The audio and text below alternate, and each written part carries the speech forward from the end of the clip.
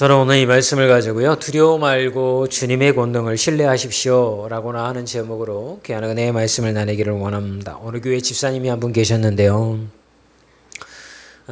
그 집사님이 오랫동안 기도했던 기도의 제목이 있었어요. 그 이직이었어요. 이직. 그래서 이제 기도하고 오랫동안 기도를 하고 고민한 끝에 마침내 이제 이직을 결정을 하였고 직장을 옮기게 되었습니다. 사실은 이 집사님이 조건만 보고 이렇게 결정한 건 아니었어요. 가족과 함께 오랫동안 기도했고 또 교회 목사님하고 믿음의 동역자들에게 조언을 구하기도 하고 여러 가지를 이제 이렇게 구했던 것이죠.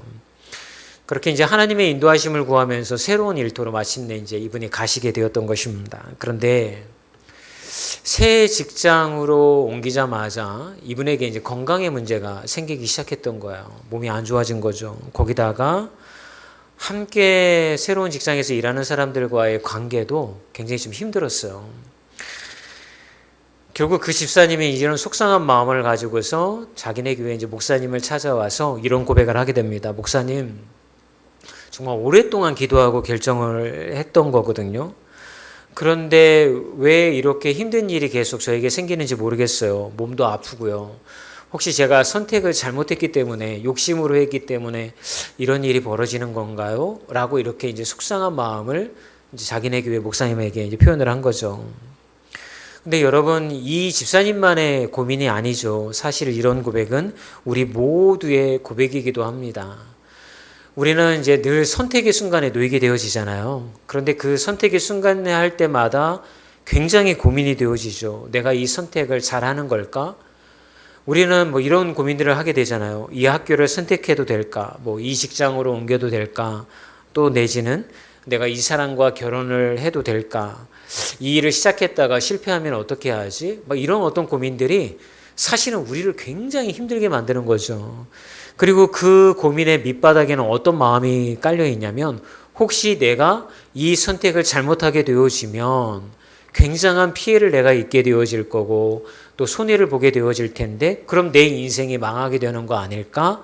라고 하는 계산이 밑바닥에 깔려 있기 때문에 사실은 이 선택에 대해서 사실 쉽게 할 수가 없게 되어지는 거죠. 사실은 가장 좋은 선택을 하게 되어지면 고난도 피해갈 수 있고 또 손해도 보지 아니할 수 있을 것 같다라고 하는 마음이 우리 안에 있습니다. 그래서 완벽한 답을 찾으려고 하는 겁니다. 그런데 오늘 마가복음 6장을 가만히 살펴보면 예수님이 제자들을 부르신 이후에 그 제자들을 이제 전도를 위하여서 파송 보내는 그런 장면을 오늘 본문에서 볼 수가 있습니다. 그런데 예수님이 뭐라고 그러냐면 너희들이 걸어가는 그 길에는 결핍도 있고 부족함도 있고 거절당함도 있고 고난도 있다라는 얘기를 예수님이 해주고 계신 거예요.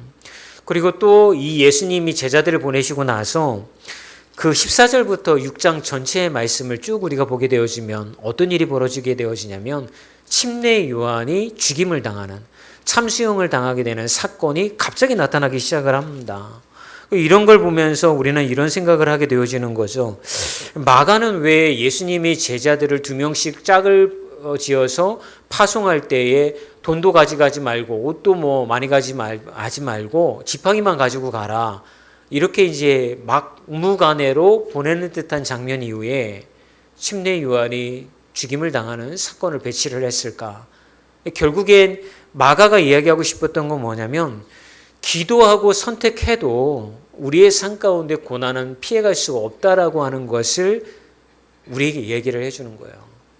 근데 이 말은 뭐냐면 여러분, 어떤 선택을 해서 기도했다고 해서 거기서 고난 만난다고 해서 내가 오랫동안 기도하고 선택했음에도 불구하고 고난이 찾아온 것이 혹시 내가 잘못된 선택을 한 것 때문이 아닐까라고 생각하지 말라는 거예요. 여러분, 배우자 오늘 이제 우리 신혼부부가 이제 신혼 허니문 갔다 와서 앉아 있는데 여러분, 우리는 저 부부를 바라보면서 사실은 이런 생각 하잖아요.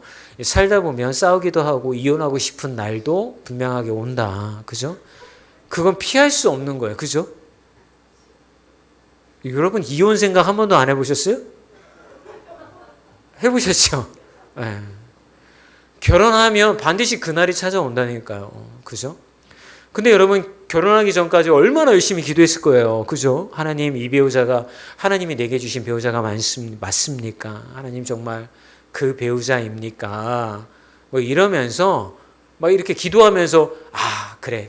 하나님이 내게 주신 배우자야. 확답을 가지고서 사실은 결혼한 거잖아요. 근데 결혼해 보니까 어때요? 사람이 달라지고 내가 생각했던 인간이 아니야. 그죠? 그러니까 내가 혹시 내 욕심으로 선택을 했나? 아니에요. 하나님이 허락하신 최고의 배우자예요. 그렇지만 고난은 피할 수가 없다. 이 이야기를 마가가 해주고 있는 것입니다. 그러니까 여러분이 하나님의 뜻에 순종하고 그 선택을 했다 하더라도 피할 수 없는 고난을 만나게 되어진다고 한다면 그거를 받아들이라고 하는 거예요. 그렇다면 오늘 저는 이제 뭔 얘기를 여러분들하고 나누기를 원하냐면, 이렇게 기도하고 선택했는데도 고난이 찾아오고 어려움이 찾아왔을 때 어떻게 우리가 이걸 이겨낼 수가 있을까? 이거를 잘못된 선택이야 뭐 이게 아니라, 여기에 하나님의 뜻이 어떤 뜻이 있을까? 어떻게 하면 이 고난을 내가 이겨낼 수가 있을까? 어려움을 이겨낼 수 있을까? 이걸 오늘 본문을 통하여서 여러분들하고 함께 은혜를 나누기를 원합니다. 사실은 정답은 하나예요. 오늘 제자들을 보내실 때 예수님이 뭐라고 하셨냐면, 그냥 제자들에게 사명만 주고 보내신 것이 아니라 그들에게 뭐라고 말씀하셨습니까?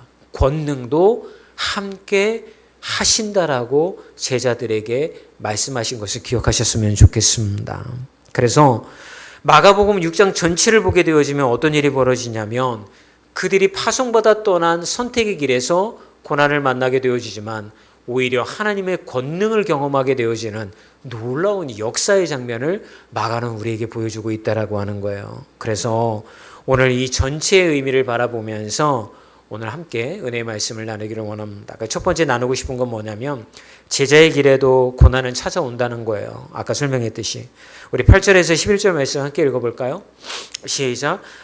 명하시되 여행을 위하여 지팡이 외에는 양식이나 배낭이나 전대의 돈을 가지지 말고 신만 신고 두벌 옷도 입지 말라 하시고, 또 이르시되 어디서든지 누구의 집에 들어가거든 그곳을 떠나기까지 거기 유하라. 어느 곳에든지 너희를 영접하지 아니하고 너의 말을 듣지도 아니하거든 거기서 나갈 때에 발 아래 먼지를 떨어뜨려 그들에게 증거를 삼으라 하시니. 참 무모하게 보내시죠, 예수님? 그죠?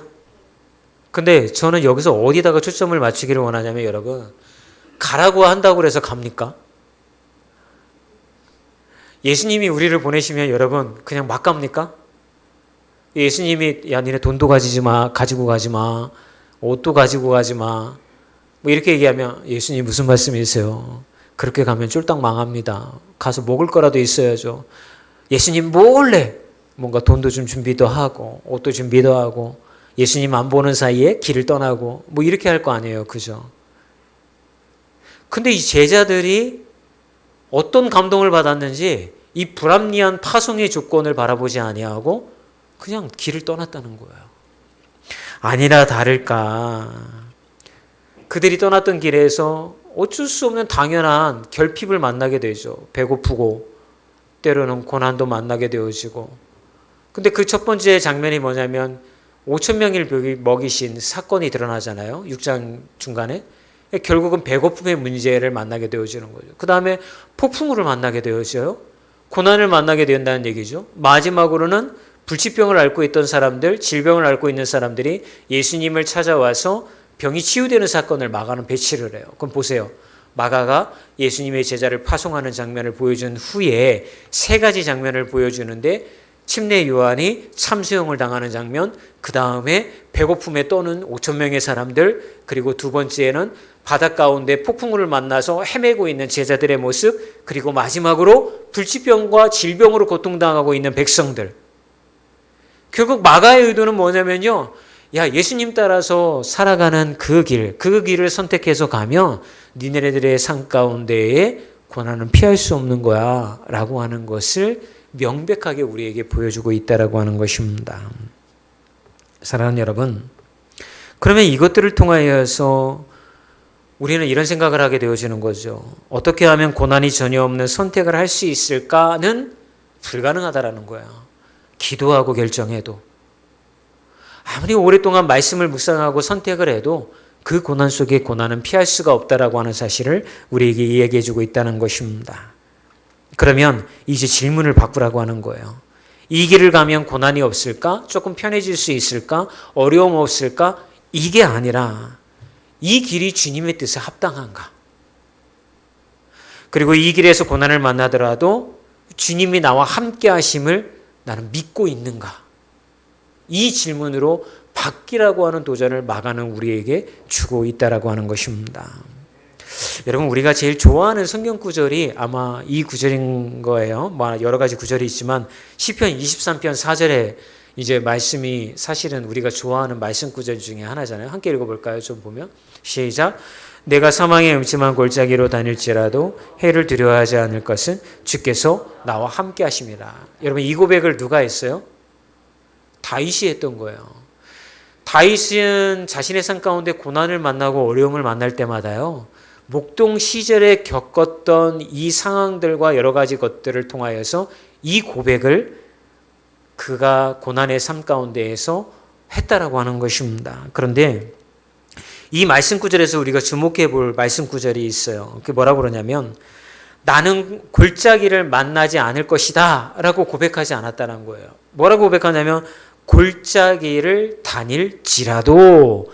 이건 무슨 얘기입니까? 우리의 삶 가운데 골짜기를 지날 때가 있다라고 하는 것을 다윗도 고백하고 있다라고 하는 거예요. 그런데 그가 이 골짜기를 지나감에도 불구하고 어떤 고난이 해결되어지거나 두려움이 사라지거나 위험이 사라졌기 때문에 두려워하지 않는다라고 이야기하는 게 아니라 뭐라고 다윗은 고백하고 있습니까? 주께서 나와 함께 하심이라.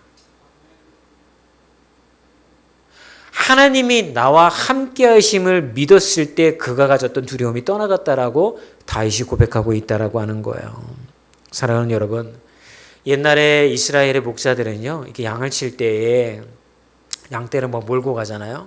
그러면 어떨 때는 햇볕도 들지 않은 그런 이제 골짜기가 뭐냐면 와디라고도 하는데 이렇게 비가 많이 오면 물이 막 확 지나가잖아요. 그럼 거기가 비가 안 왔을 때는 이제 그냥 마른 땅이 되어져서 골짜기 같잖아요. 그럼 그 길을 이제 거쳐서 지나가야 푸른 초장으로 갈 수가 있게 되어지는 거예요.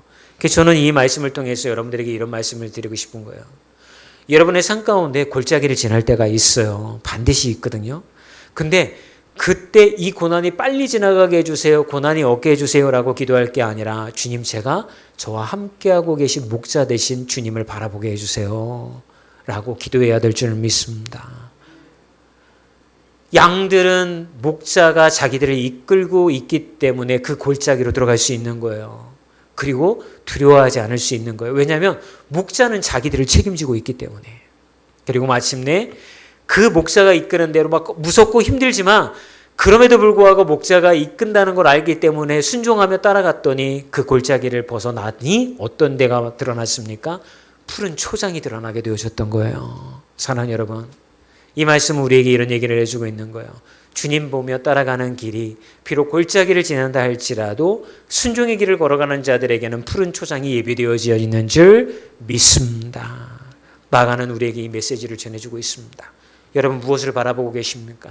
여러분, 주님을 바라보며 비록 내 지금 현재의 상황이 골짜기 가운데 있다 하더라도 낭망하지 마시고 그 주님을 바라보며 그 고난을 이겨내는 여러분들이 되기를 주의 이름으로 축원합니다. 그럼 이렇게 목자 되신 주님을 바라보며 걸어가는 사람들에게는 어떤 일이 일어날까요? 두 번째는 어떤 고난도 주님의 권능을 막을 수 없다라고 하는 거예요. 7절에 6장 7절의 말씀을 이렇게 41절과 44절의 말씀 보면 이렇게 말씀을 하고 있어요. 같이 읽어볼까요? 떡 5개와 물고기 2마리를 가지사 하늘을 우러러 그 다음 말씀 우리 41절부터 시작.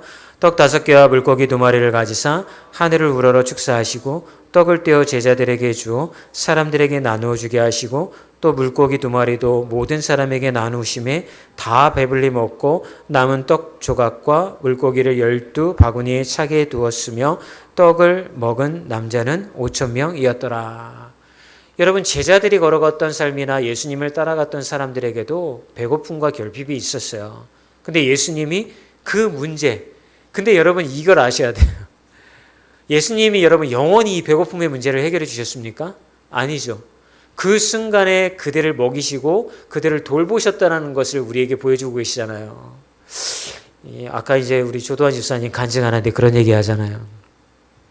열심히 기도했더니 딱 한 달 살 만큼만 딱 주더라고. 여러분 우리가 죽을 것 같은 상황 가운데 우리가 뭐라 이렇게 들어가잖아요. 그럼 우리가 주님 숨쉬게 해주세요, 살아나게 해주세요 기도하잖아요. 그러면 저는 어떤 느낌을 받냐면 하나님이 그 갈대 있잖아요.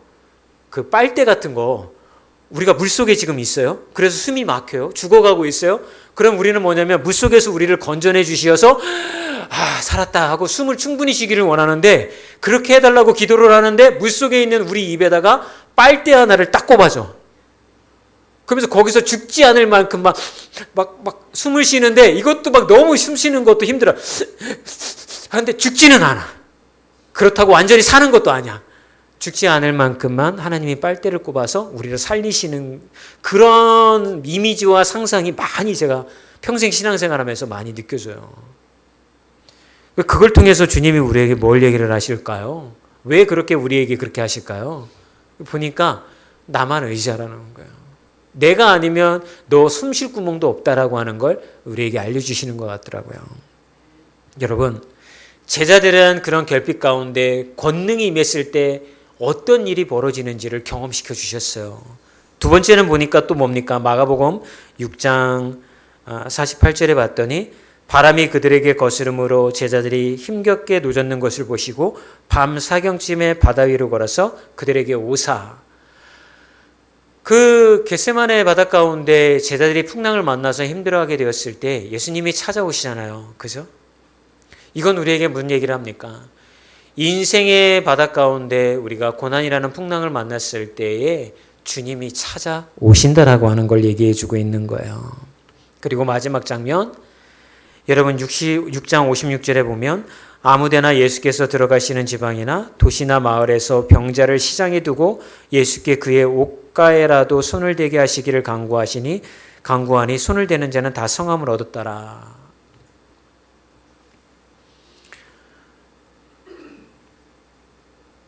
먹을 것 때문에 결핍을 경험하고 있는 사람들을 문제를 해결해 주시고 폭풍 가운데 놓여 있는 자들에게 찾아오시고 질병으로 고통당하는 자들을 찾아와 그들을 구원해 주시고 즉 예수의 권능이 임하는 곳마다 하나님의 영광을 드러내셨는데 찾아오시고 해결해 주시고 구원해 주셨다라고 하는 것을 우리에게 말씀해 주고 있는 거예요. 여러분 나의 삶 가운데 주님이 함께 하심을 바라본다라고 하는 의미는 바로 이런 거예요. 우리를 내버려 두시지 않는다라는 거. 그냥 따로 방치해 두시지 않고 찾아와 주시어서 우리가 기도하는 것에 응답하시는 하나님, 그 권능이 임한 자리에 그 역사가 일어난다라고 하는 사실을 마가는 이 장면을 통하여서 우리에게 하나님이 어떠신 분이신가를 설명해 주고 있다라고 하는 것입니다. 사랑하는 여러분, 그러므로 여러분의 삶 가운데 어떤 고난과 어려움이 찾아오고 그 선택의 길에서 그거를 만났다 하더라도 여러분 희망을 포기하지 않기를 주의 이름으로 축원합니다. 그런데 오늘 말씀을 통해서 여러분 좀 더 세밀하게 묵상을 하신 분은 이런 마지막 질문을 하실 수 있을 것 같아요. 그런데 목사님 다 그렇게 해결된 게 아니잖아요. 침례 요한 보세요. 하나님을 따르는 길을 선택을 했지만 그의 마지막 생은 마침내 그 왕에 의하여서 그것도 술자리에서 자기 딸의 그런 어떤 바램, 소원을 들어준다는 것 때문에 그거 들어주려고 자기가 말한 거 다른 사람들 앞에 신하들 앞에서 말한 거 그거 창피함을 당하지 않기 위해서 요한은 참수형을 당하여 죽임을 당하였잖아요. 그럼 목사님은 어떻게 되는 거예요? 하나님을 따르는 길을 선택했을 때 결말이 이렇게 비참하다고 한다면 그래도 우리 따라가야 되는 거예요? 라고 이런 질문을 하실 수도 있을 것 같아요. 근데 여러분 말씀을 쭉 보세요. 침례 요한이 죽었다고 해서 여러분 하나님의 뜻이 꺾였나요? 하나님의 뜻이 이루어지지 않았나요? 침례 요한이 이 땅 가운데 오신 것은 예수 그리스도의 앞길을 예비하기 위한 사명을 감당하기 위하여서 여러분 이 땅에 온 줄을 믿습니다.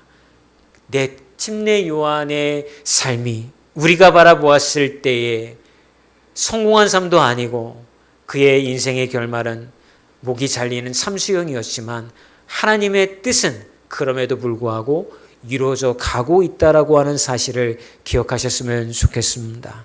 여러분, 이 말씀은 무엇입니까? 여러분의 삶이 기도하고 계획하고 그렇게 했더라도 여러분의 뜻대로 안 되는 상황이 벌어질 수 있다라고 하는 거예요. 그럴 때 우리는 어떻게 합니까? 좌절하고 낭망하죠. 내가 잘못된 선택을 해서 그래. 내가 기도하지 않아서 그래. 아니야, 기도 열심히 했는데, 내가 열심히 나를 갈아놓고 헌신했는데, 근데 왜 내가 생각했던 대로 응답되어지지 아니하고 나의 인생의 문제가 이렇게 해결되어지지 않는 거지? 그렇게 낙담하고 좌절할 때가 있어요. 근데 여러분, 오늘 마가는 우리에게 마지막 결론으로 무슨 얘기를 해줍니까? 그럼에도 불구하고 하나님의 뜻은 이루어져 가고 있다라고 하는 사실을 우리에게 말씀해주고 있다라고 하는 거예요. 저는 이제 말씀을 마치려고 그래요. 여러분, 주님의 권능은요, 모든 고난을 즉시 없애시는 능력이 아니에요. 주님의 권능은요, 하나님의 뜻이 무너지지 않도록 만드는 게 주님의 권능인 줄 믿습니다.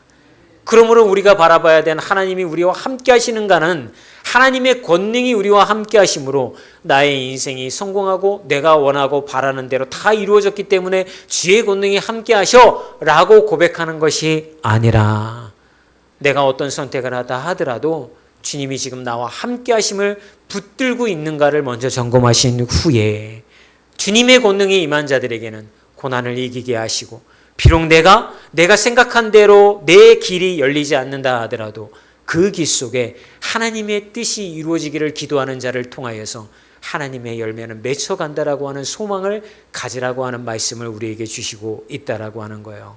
그러므로 오늘 우리의 기도는 이제 바뀌어야 될 줄 믿습니다.